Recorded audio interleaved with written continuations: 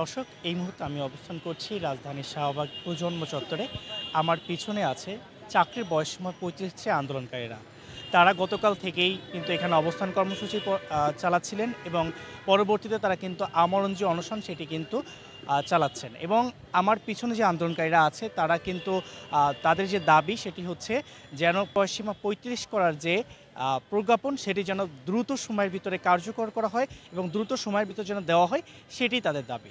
সেই দাবিতে তারা আমরণ অনশন করছে এবং আমরা আজকে কথা বলতে চাই আন্দোলনকারীদের সাথে। তাদের আমরণ অনশন কতক্ষণ ধরে চলছে এবং তারা কী কী কর্মসূচি দিচ্ছেন এবং ভবিষ্যতে কী কী কর্মসূচি দিবেন সেটি সম্পর্কে জানবো। সাথে আছে আমি আবু সাইদ। আপনারা দেখছেন আজকের প্রবাহ। আমরা এখানে বসেছি মূলত যে আমাদের প্রজ্ঞাপনের জন্য রাষ্ট্র কেন প্রহসন করছে। আমরা তো এই প্রহসনের জন্য আমরা আন্দোলনে আসিনি। আমরা আমাদের মৌলিক যে অধিকার, চাকরিতে আবেদনের সুযোগ চাচ্ছি, সে আবেদনের সুযোগ আমাদেরকে করে দেখ। আমরা চাকরি চাচ্ছি না। সো আমরা চাই খুব দ্রুত অতি সত্বর আমাদেরকে প্রজ্ঞাপন, রাষ্ট্রের পক্ষ থেকে প্রজ্ঞাপন দিয়ে আমাদেরকে নিশ্চিত করুক, এই জাতিকে বৈষম্য থেকে মুক্ত করুক। আর আমাদের এই কর্মসূচি যতক্ষণ পর্যন্ত প্রজ্ঞাপন আমরা না পাবো, আমরা আমাদের এই অনশন অনির্দিষ্টকালের জন্য চলতে থাকবে। ইভেন যদি এই আমাদের অনশন চলাকালীন সময়ে যদি কোনো ধরনের রাষ্ট্র একটি মানবিক রাষ্ট্রের আচরণ না করতে পারে, একটি কল্যাণ রাষ্ট্রের ভূমিকায় না অবতীর্ণ হতে পারে, তাহলে আমরা এখান থেকে আমরা একটি মহা সমাবেশের আহ্বান করব। সারা বাংলাদেশ থেকে এবং ৬৪ জেলা থেকে আমরা এখানে সংঘবদ্ধ হয়ে আমরা মহাসমাবেশ করব।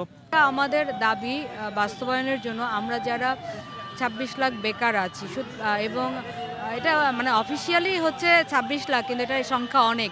একটা বেকারের সঙ্গে তার পরিবারও জড়িত। একজন বেকার অসুস্থ থাকলে বা চাকরি প্রত্যাশী অসুস্থ থাকলে পরিবারও অসুস্থ থাকে, সেই পরিপ্রেক্ষিতে সংখ্যাটা অনেক। কিন্তু কেন এই সংখ্যাটাকে তারা উপেক্ষা অবজ্ঞা করছে আমার জানা নেই। আমার দায়িত্বের জায়গা থেকে, আমার দাবির যৌক্তিকতা থেকে আমি আমরণ অনশনে বসেছি। প্রজ্ঞাপন দিলে আমি ঘরে ফিরে যাব। সরকারিতে বলছে তোমার বয়স শেষ এবং বেসরকারিতে বলছে তোমার অভিজ্ঞতা নেই। ৩০-এর আগেই যেখানে বেসরকারি চাকরিতে মানে অভিজ্ঞতা চেয়ে বসে এবং ৩০-এর পরে গুটি কয়েক কোম্পানিতে মানে নেয়, তারা আবার অভিজ্ঞতা চায়। তাহলে আমি আত্মনির্ভরশীল হওয়ার কথা চিন্তা করতে পারি না যখন আমার সামনে অনিশ্চয়তা, যখন আমার সামনে ৩০ দিয়ে বেড়াজাল দিয়ে আমাকে ট্রাপে ফেলে অনিশ্চয়তা সৃষ্টি করা হচ্ছে, তখন আমি আত্মনির্ভরশীল হওয়ার কথা চিন্তা করতে পারি না।